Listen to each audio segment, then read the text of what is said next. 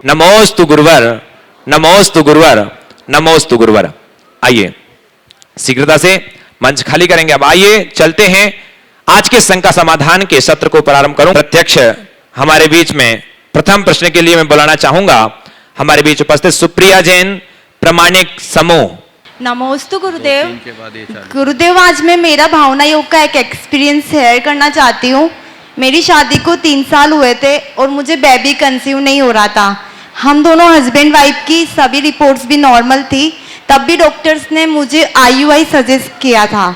रतलाम चातुर्मास के दौरान हमने आपसे मार्गदर्शन लिया तो आपने कहा कि जब सब रिपोर्ट्स नॉर्मल हैं तो आर्टिफिशियल वे पर क्यों जाना, सब्र रखो, सब ठीक होगा। हमने तभी पूरा ट्रीटमेंट बंद कर दिया। गुरुदेव के 52 गजा प्रवास में मैंने गुरुदेव से इसके लिए भावना योग के कमांड पूछे तो गुरुदेव ने 2 कमांड मुझे दिए। मैं एक अच्छी माँ बनने वाली हूँ, मैं एक संतान को जन्म देने वाली हूँ।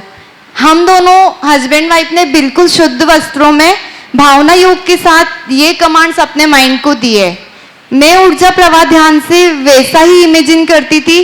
यूट्रस की सारी नेगेटिव ब्लॉक्ड सेल्स को सकारात्मक ऊर्जा से भरती थी और इमेजिन करती थी कि मेरे गर्भ में कोई जीव आ रहा है। उस समय मेरे दिमाग में दिन भर यही कमांड चलता रहता था। उस इमेजिनेशन से मेरी विशुद्धि इतनी बढ़ गई कि मात्र 40 दिन में बिना किसी ट्रीटमेंट के मैं प्रेग्नेंट हो गई। गुरुदेव, पूरे 9 माह तक भी मैं जैसा बेबी मुझे चाहिए था वैसे ही कमांड देती थी। जब मेरी बेटी ने जन्म लिया तो डॉक्टर की फर्स्ट लाइन यही थी, शी इज सो एक्टिव। गुरुदेव, आपके आशीर्वाद और भावना योग की विशुद्धि से मैं आज माँ बन पाई। मैं आपकी इस उपकार का ऋण तो जिंदगी में कभी नहीं चुका पाऊंगी, पर जिंदगी में इसी समर्पण भाव से इसी तरह धर्म प्रभावना करती रहूंगी। गुरुदेव, इससे रिलेटेड एक शंका मेरे मन में है। ये समस्या आज हर महिला को है। मैंने 10-15 ऐसी महिलाओं को बताया पर वो एक फॉर्मेलिटी समझकर करती है तो उनके कोई रिजल्ट्स नहीं दिखते हैं। गुरुदेव, उन सबको ये भावना योग कैसे करना चाहिए कि कोई भी मातृत्व के सुख से वंचित नहीं रह पाए? देखिए, बात बिल्कुल सही है। भावना योग का मतलब ही है भावना, और भावना तब जगती है जब श्रद्धा हो। आपके जीवन में जो घटा है वो श्रद्धा प्रेरित भावना के फलस्वरूप घटा है, और ऐसा आप अकेली नहीं हो। मेरे संपर्क में ऐसी अनेक महिलाएं हैं जिन्होंने इस तरह की भावना भाकर अपनी गोद भरी है और माँ बनने का सौभाग्य पाया। अंतरंग में वैसा महसूस करते हुए श्रद्धान के साथ कि ऐसा होगा। यदि आपके दिमाग में ये सब बातें बैठ जाएगी, यार ऐसा करने से क्या होता है, वैसा करने से क्या होता है, केवल सोचने से थोड़ी सब कुछ हो जाएगा, तो कुछ नहीं होगा। अपने मन में नकारात्मकताएं भर लोगे तो कुछ नहीं होगा। डॉक्टरों के ज़्यादा चक्कर लगाओगे तो भी कुछ नहीं होगा। विश्वास और भरोसे के साथ आप अपना पुरुषार्थ करो, बहुत फर्क पड़ेगा, और वैसा महसूस करते हुए करो। मैंने गर्भवती महिलाओं के लिए 9 मिनट का भावना योग प्रस्तावित किया है। लोगों ने किया और बहुत सारे लोगों ने अपने अनुभव बताए कि उसके प्रभाव से उन्हें की नॉर्मल डिलीवरी हुई और अच्छी संतान, और बहुत सारे लोग जिनकी संतान की कोई संभावना नहीं थी वो हो गए। मैं एक बात जरूर इसमें जोड़ना चाहता हूँ कि मैं इस बात की गारंटी नहीं लेता। नहीं तो लाइन लगा लोगे जिनकी संतान नहीं है, चलो महाराज के पास आए, चमत्कार हो जाए। अरे हमारे चमत्कार से ऐसा होता तो हम पूरी उदारता से ये चमत्कार करते हैं। ये सब चीजें संयोगों पर होता है। जिनके संतान होने का योग है उन्हीं को संतान होगा, जिनके संतान का योग नहीं है उनको संतान नहीं होगा। हमने सुना है, क्या देखा भी, मध्य प्रदेश में खुरई में एक श्रीमंत सेठ परिवार, आप सुनकर के ताज्जुब करोगे, अपार धन के स्वामी, उनकी 7 पीढ़ी गोद से चली, 7 पीढ़ी गोद से चली। हमने श्रीमंत सेठ ऋषभ कुमार जी को देखा, और उन्होंने गोद लिया, उनके बेटे का नाम क्या, धर्मेंद्र, और धर्मेंद्र को संतान हुई, वहाँ से संतान की परंपरा चालू हुई। अब बोलो इसको क्या कहेंगे?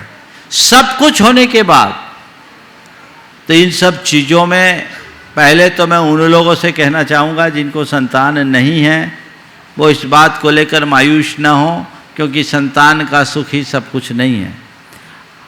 अपनी भावना अच्छी रखे और हर किसी की संतान को अपनी संतान मान ले तो ये दुख दूर हो सकता है।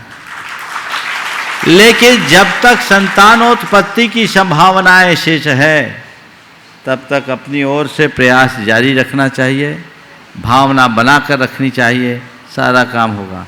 योग होता है तो कैसा होता है? मैं एक ऐसे व्यक्ति को जानता हूँ जिसकी 6 बहनें हुई, लगातार 6 बहनें। पिताजी ने परेशान होकर के ऑपरेशन करवा दिया अपनी पत्नी का। 6 बेटियों के बाद, 6 बेटियों को जन्म देने के बाद पत्नी का ऑपरेशन करा दिया, और उसके बाद ऑपरेशन फेल हो गया, वो फिर से गर्भवती हो गई, और जो बेटा हुआ वो विलक्षण प्रतिभा का धनी हो गया।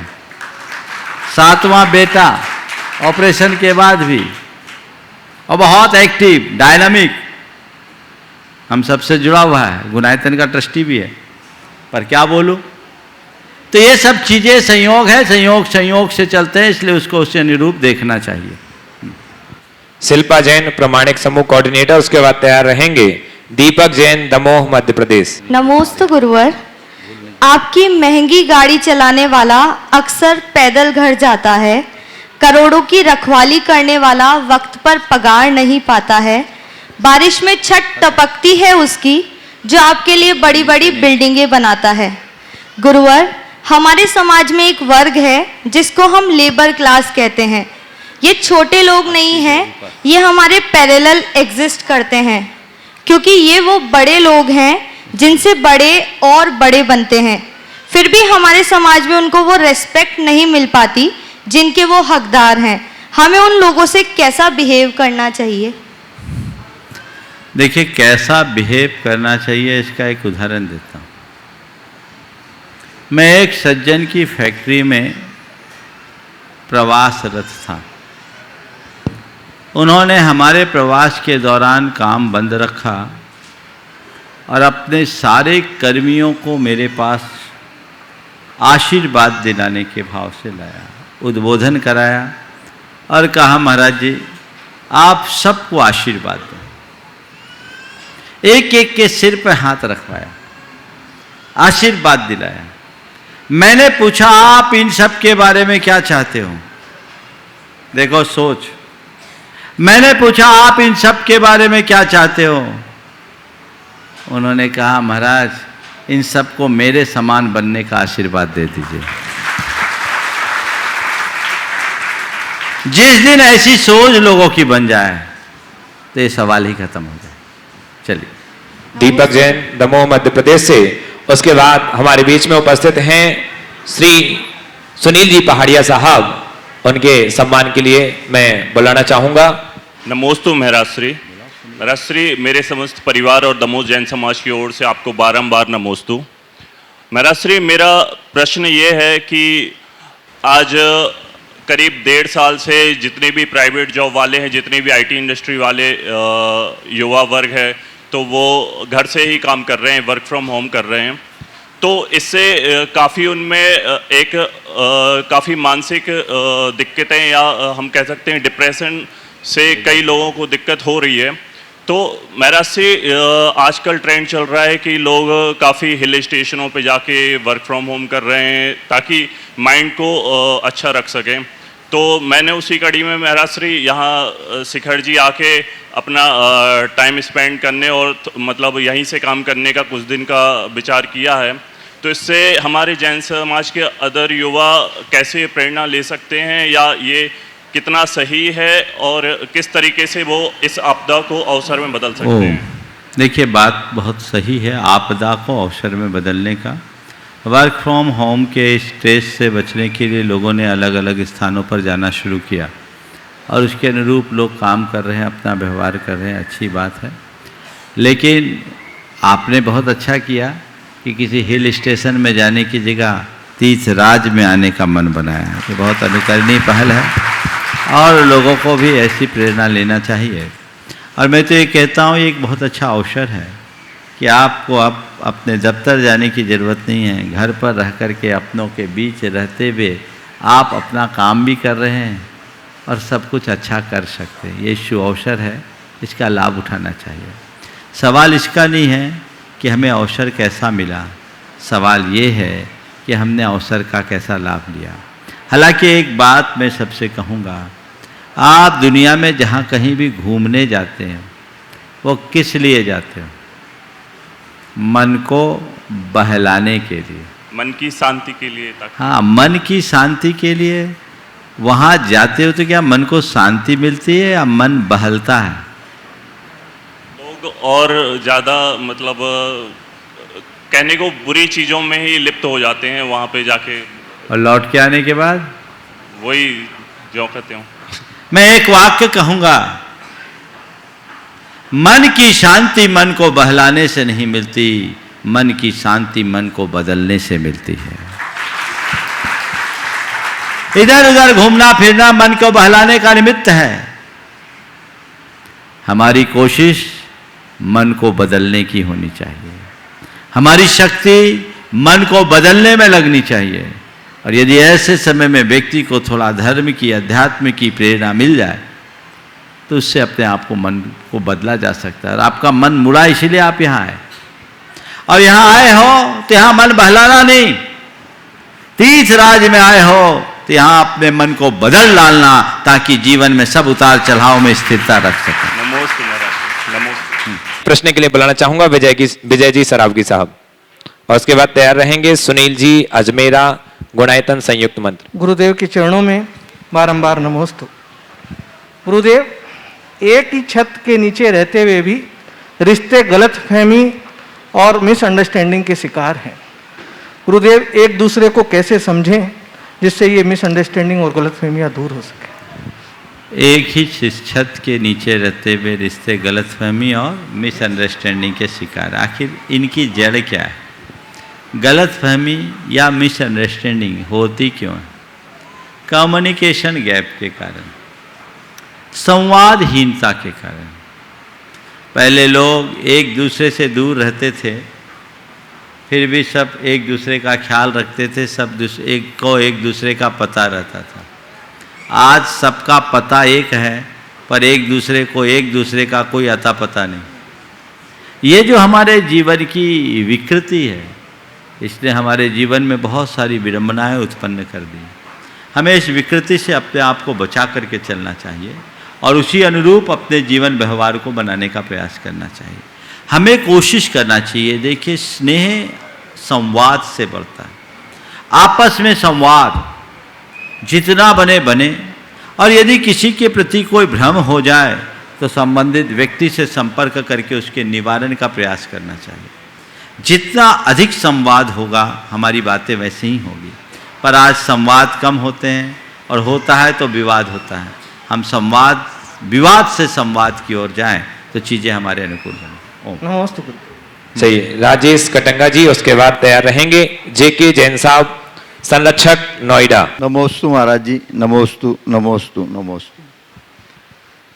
महाराज जी, लगभग 3 वर्ष के बाद आज शिखर जी आने का सौभाग्य मिला, और आज मुझे सबसे ज़्यादा फक्र इस बात पर है कि मैं आज गुणायतन, ये जो एक महान तीर्थ आपने अपने मस्तिष्क में जिसको पहले निर्मित किया, फिर आपने अपने पुरुषार्थ से, धर्म पुरुषार्थ से जिस तरह से इसको खड़ा किया है, एक अद्वितीय तीर्थ बनने जा रहा है।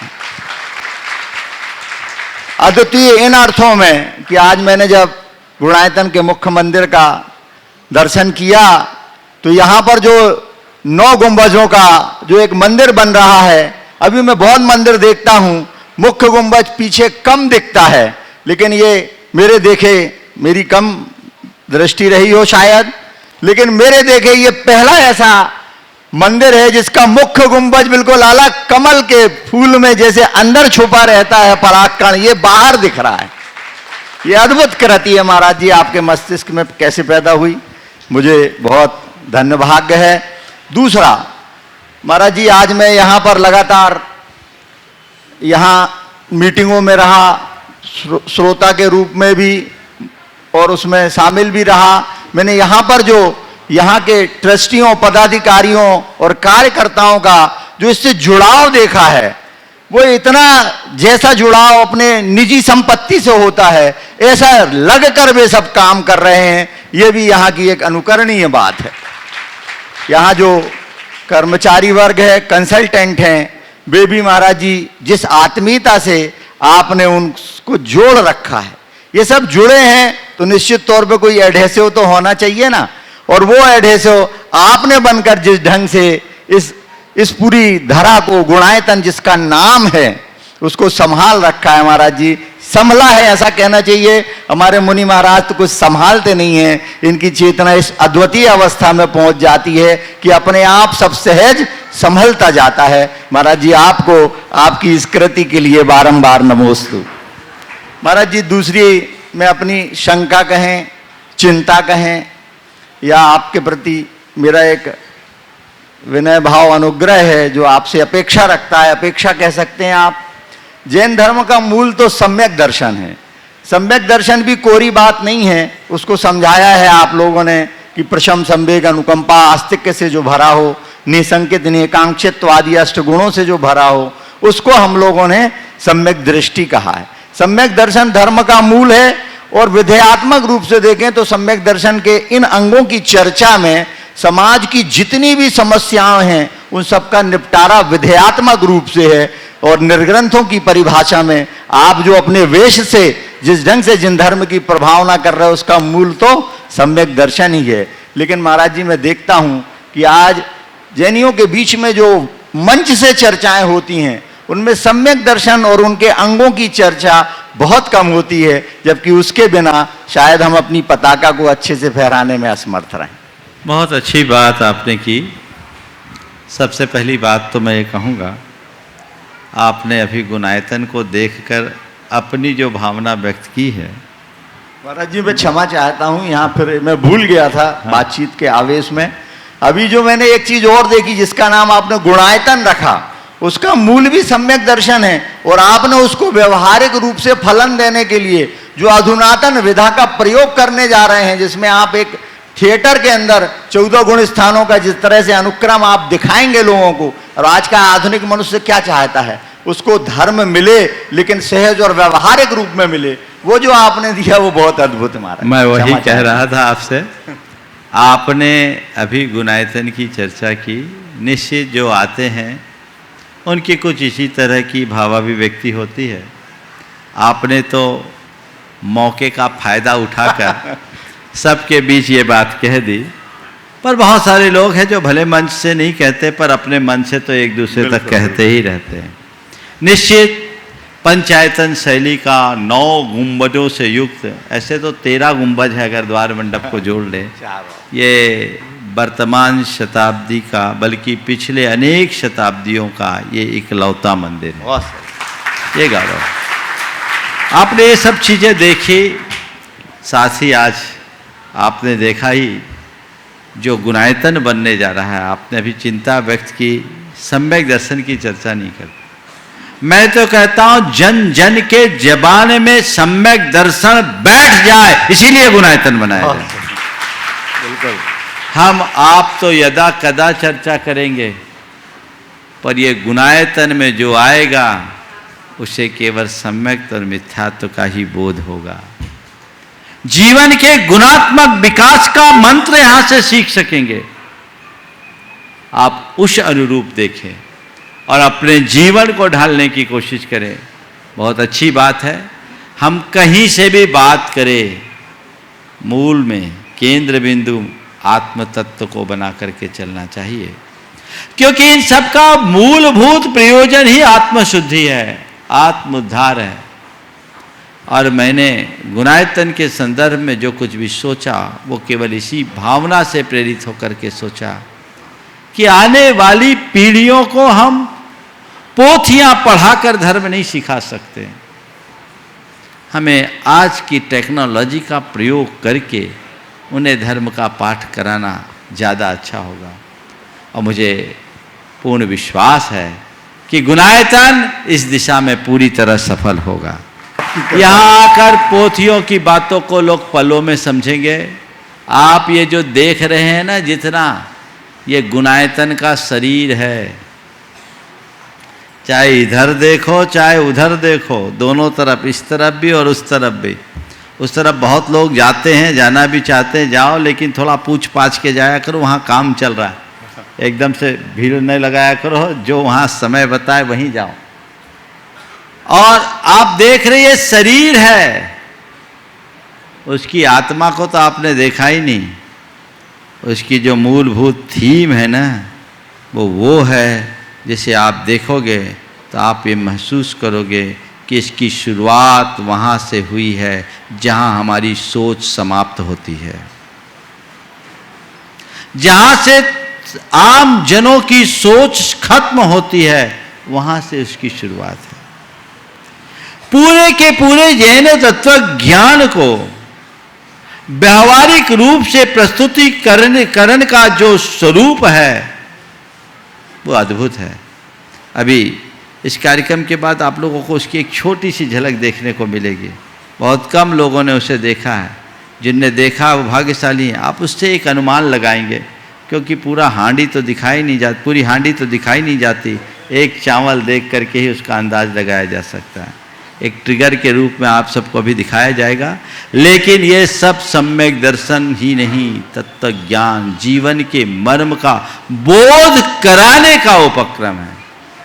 ये प्रयास करना होगा। वे लोग भाग्यशाली हैं जो इससे जुड़े हैं, जिनका योगदान है। आपने कहा कि यहाँ की कमेटी बहुत समर्पित भाव से काम कर रही है। बिल्कुल मैं कहूँगा, जिस तरीके से गुणायतन की कमेटी काम कर रही है, यदि सभी कमेटियाँ काम करने लगे तो हमारे संस्थाओं का और क्षेत्रों का स्वरूप ही कुछ और है। समर्पण, लगन होना चाहिए। और जितनी भी एजेंसी जुड़ रही है उनका भी समर्पण है, तो ये बहुत अच्छी बात है और ऐसी ही परंपरा बनी रहनी चाहिए।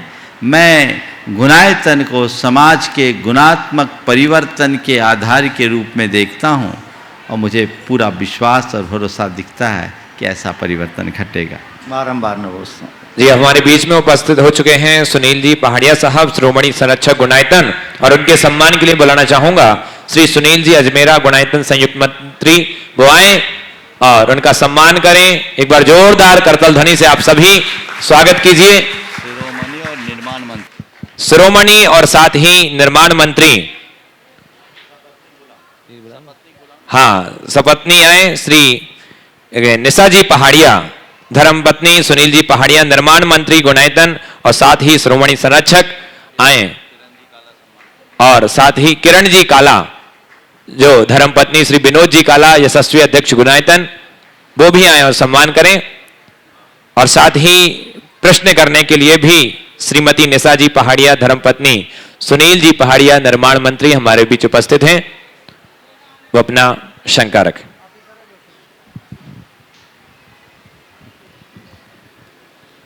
गुरुदेव के चरणों में सामान पूरा नहीं हुआ। अच्छा कोई बात नहीं, पहले लो।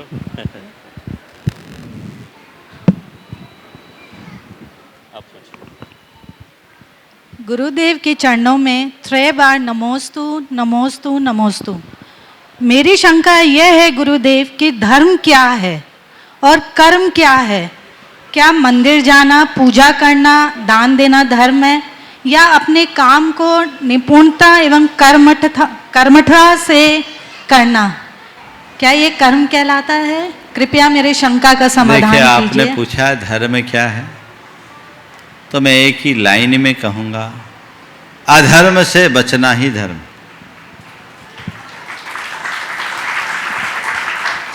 अधर्म से बचना ही धर्म है। चाहे पूजा पाठ हो, चाहे व्रत उपवास हो, चाहे त्याग तप हो या दान पुण्य, ये सब धर्म नहीं, धर्म के बाहरी साधन है। हमें उसी अनुरूप अपना जीवन व्यवहार सुनिश्चित करना चाहिए। कर्म कर्तव्य भाव से करे, और मेरी दृष्टि में यदि कोई व्यक्ति अधर्म से बचते हुए कर्म करता है तो मैं उसके कर्म को भी धर्म मानता हूं।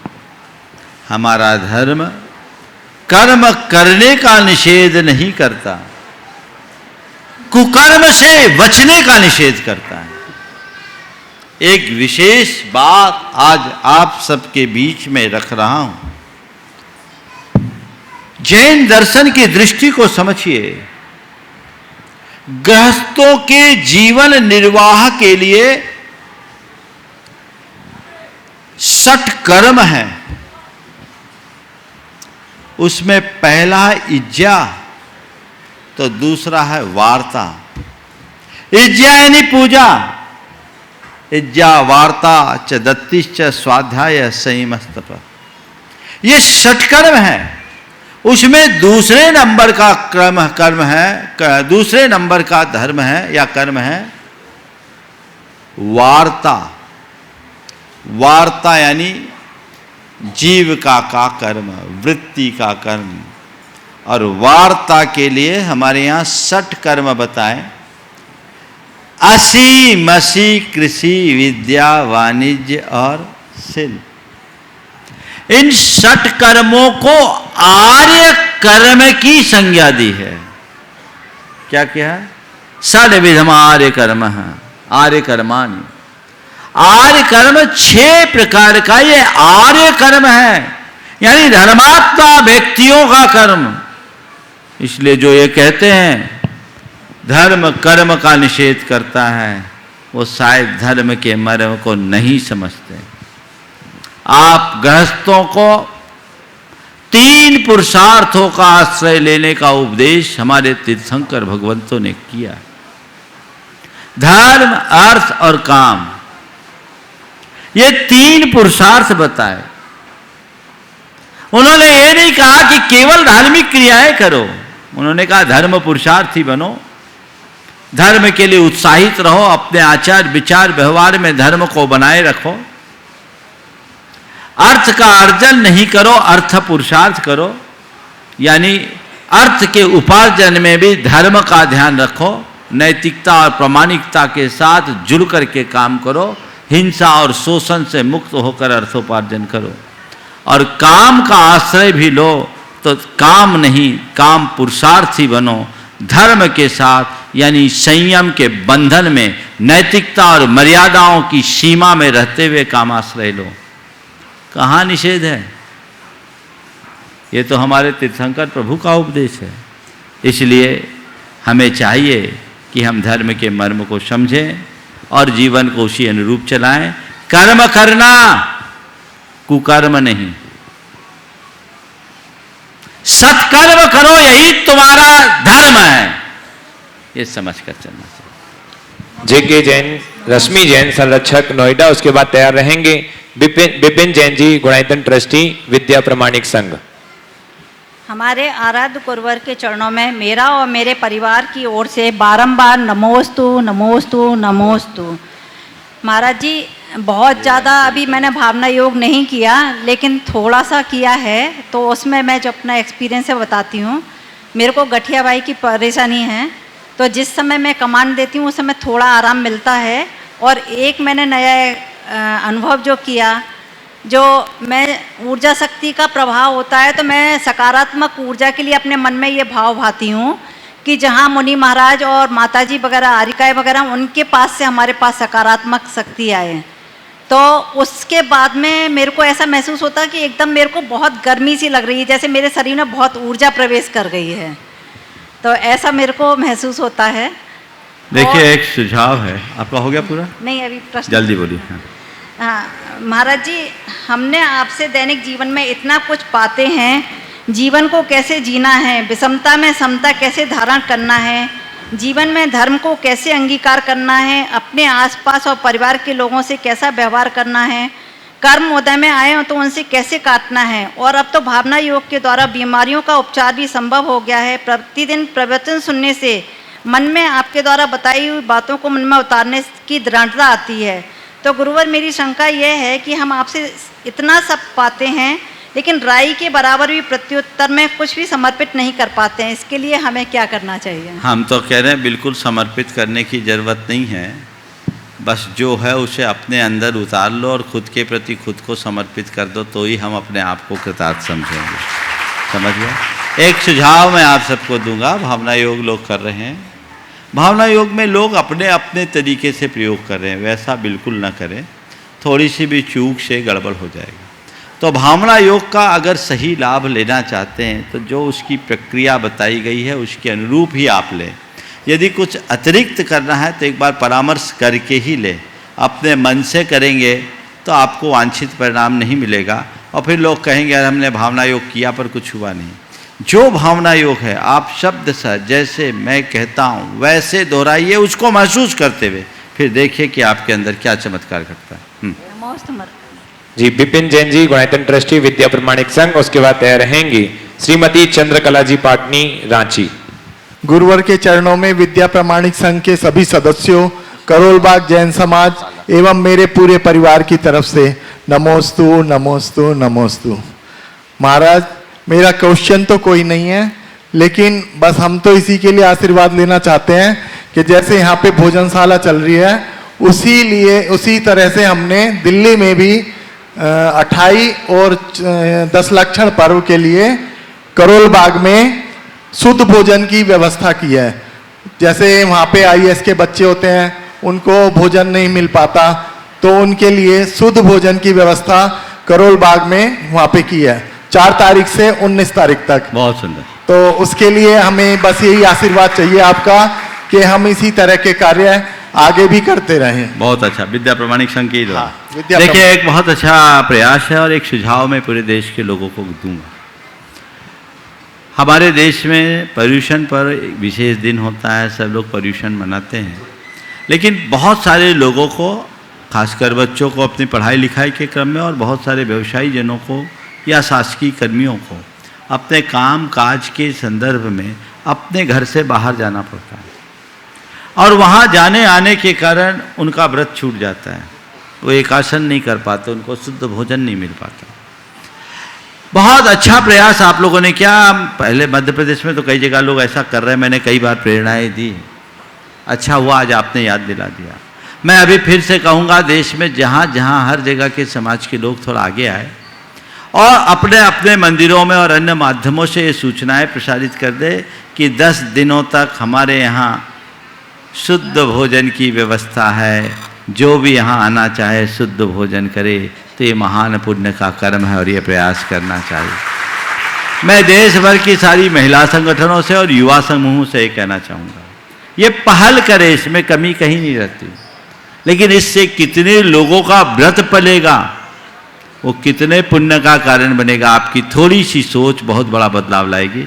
विद्या प्रमाणिक संघ ने बहुत अच्छा बीड़ा उठाया, बहुत बहुत आशीर्वाद। नमोस्तु भगवान। श्रीमती चंद्रकला जी पाटनी, रांची, उसके बाद अपनी बात रखेंगे गुणायतन अध्यक्ष श्री विनोद जी काला।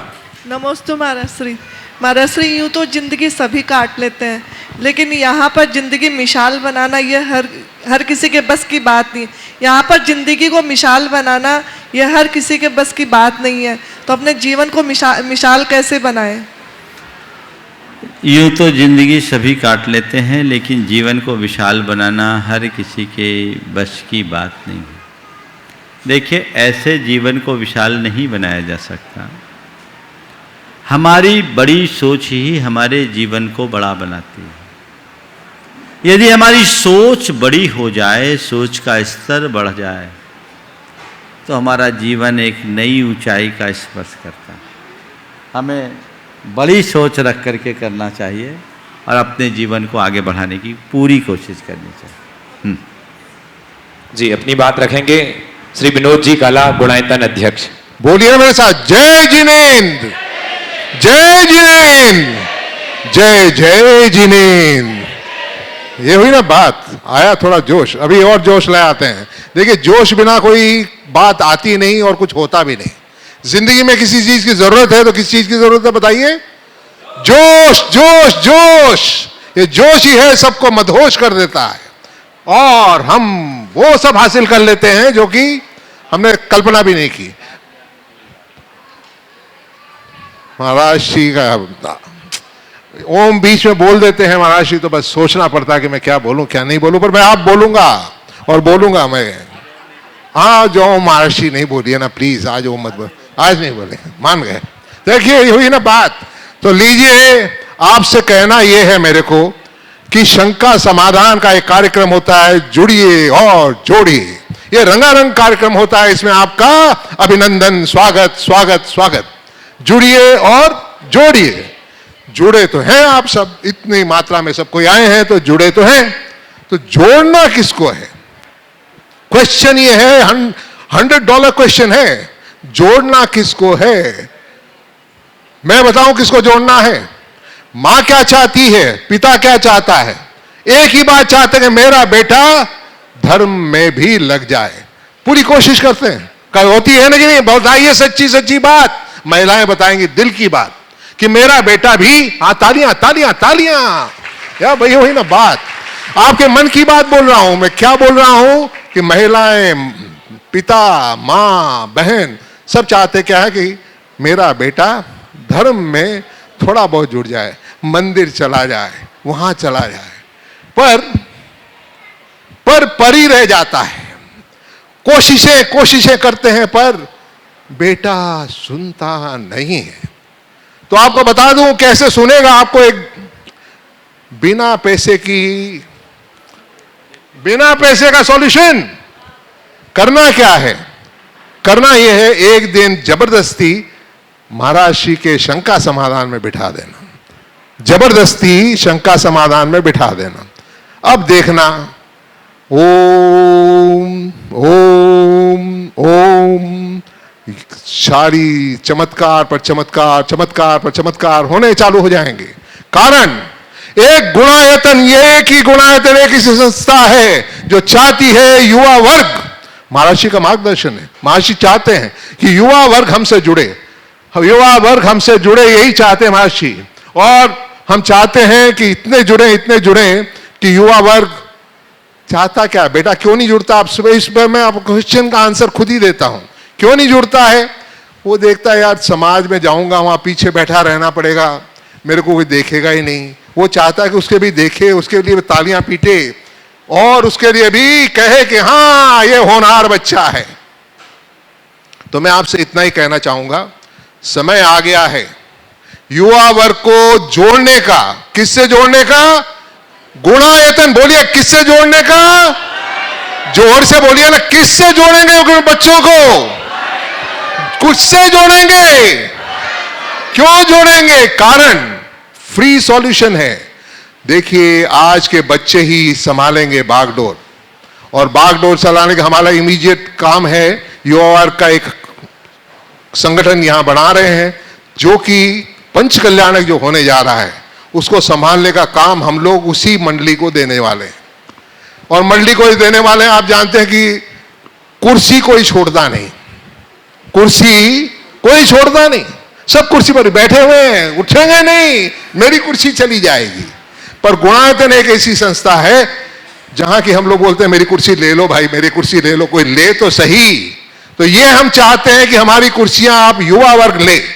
सही दिल से बोल रहा हूं, हमारी कमेटी ये चाहती है कि युवा वर्ग हमारी कुर्सियां ले और कुर्सियों पर बैठकर देश में समाज के लिए कुछ करे।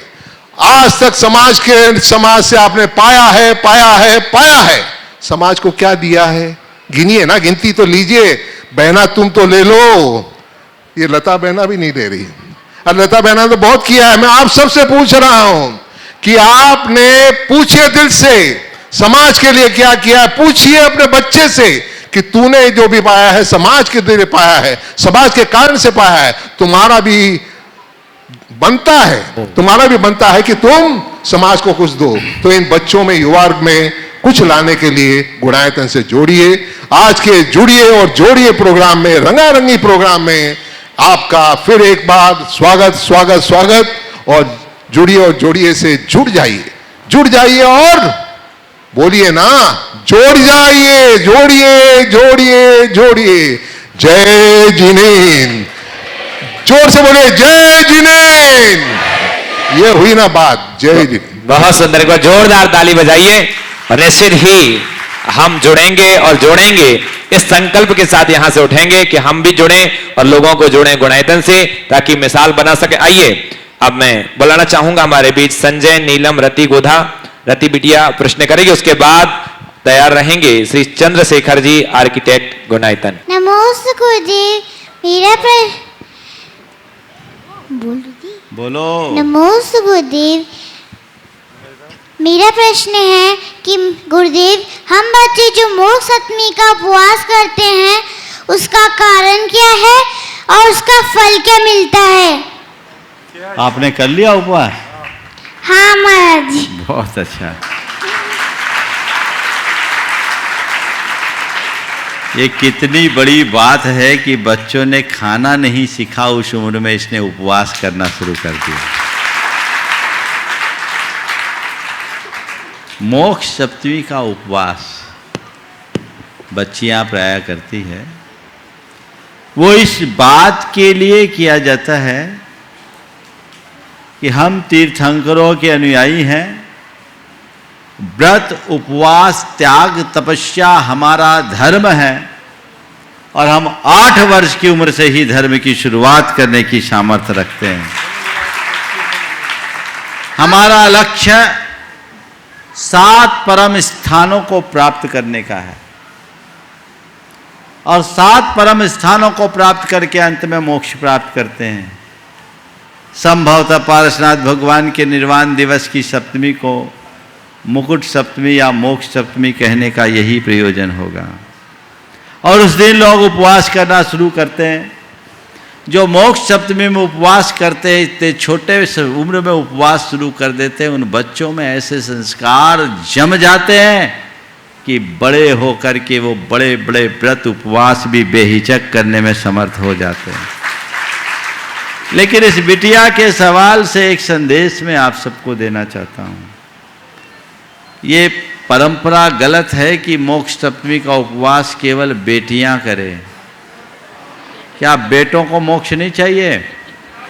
बोलो कि तुम लोगों को पक्का वहाँ का पट्टा मिला हुआ है? हाँ, नहीं ना? तो जैसे बेटियां करती है वैसे बेटों को भी करना चाहिए, सबको करना चाहिए। व्रत उपवास की लगन मन में बना के रहना चाहिए। हाँ, 8 वर्ष से कम के बच्चों को नहीं। तुम 8 साल की हो गई? हाँ। हाँ, बहुत अच्छा।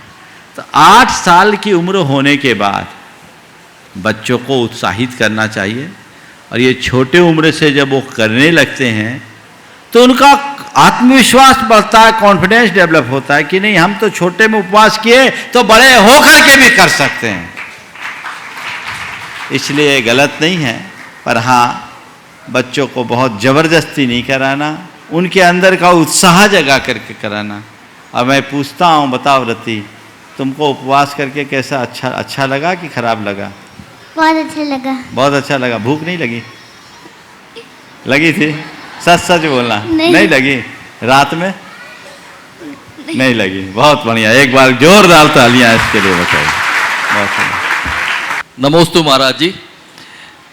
हमारी शंका है महाराज जी कि अभिषेक शांति धारा करते समय करने वाली की परछाई श्री जी की प्रतिमा पर पड़ती है, तो क्या यह सही है और नहीं तो क्या होना चाहिए? बड़ा विचित्र सवाल है और इस सवाल से मुझे एक सीख भी मिल रही कि व्यक्ति को अब मंदिरों की संरचना करते समय लाइट सेट का भी ध्यान रखना चाहिए और इस तरह की प्रकाश की व्यवस्था होनी चाहिए कि हमारी छाया भगवान पर न पड़े, हम भगवान की छाया में रहें। अब स्वाभाविक है कोई अभिषेक करने के लिए खड़ा होगा और अगर लाइट विपरीत दिशा में होगी तो छाया पड़ेगी।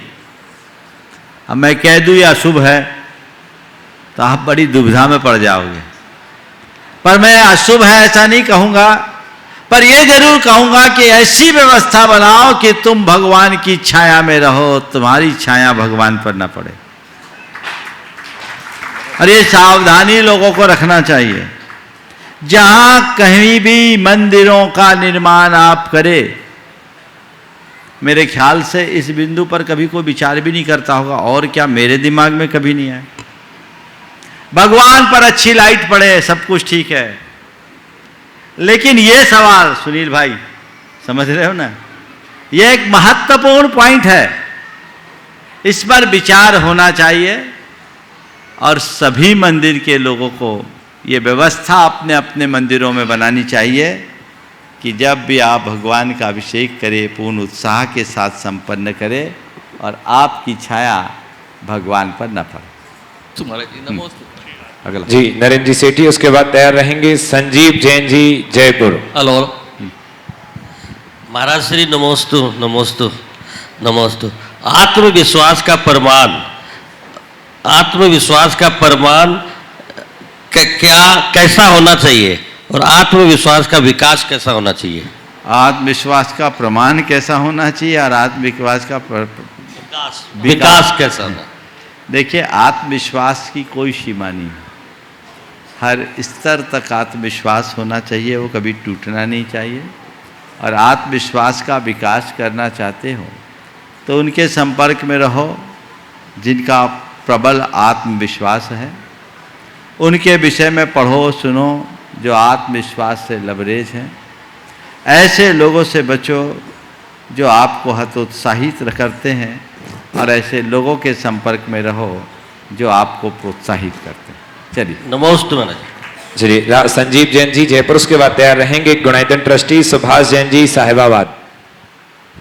नमोस्तु गुरुवर।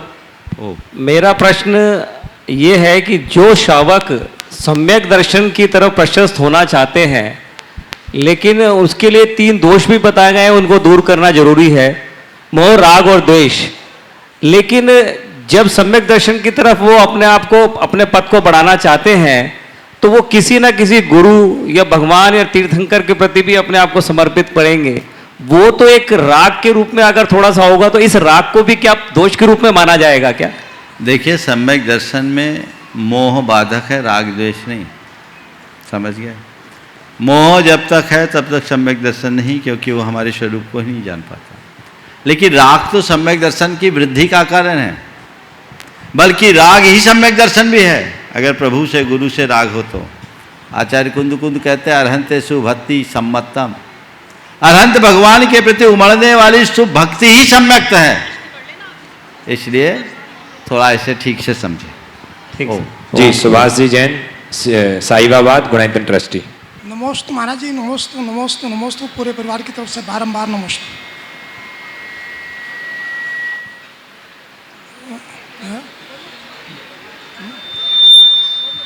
पूछिए। महाराज जी, इस अवस्था में हम अपने आप को कैसे एस्टेब्लिश करें कि हम चौथे गुण स्थान में पहुंच गए हैं, और यदि चौथे गुण स्थान पे पहुंच गए हैं तो फिर 5वें गुण स्थान का प्रयास क्यों नहीं कर पाते? ओम, हम कैसे समझे कि चौथे गुण स्थान में पहुंच गए हैं और चौथे में पहुंच गए तो 5वें में कैसे? आपने अब तक जितना पढ़ा है, एक सम्यक दृष्टि की जो भूमिका है और सम्यक दृष्टि का जो स्वरूप है उसे पहचानो और उसके अंदर अपने आप को फिट करने की कोशिश करो। लगता है कि मैं इसमें फिट हूँ तो समझ लो चौथे में तो आ गए, अब एक कदम आगे बढ़ें। और कैसे बढ़े इसके लिए प्रतीक्षा करो, गुणायतन में आप सबको वह सब कुछ देखने को मिलेगा। इस प्रकार आज के शंका समाधान के सत्र को मैं यहीं पर विराम दे रहा हूँ। बोलिए परम पूज्य आचार्य गुरुवर श्री विद्यासागर।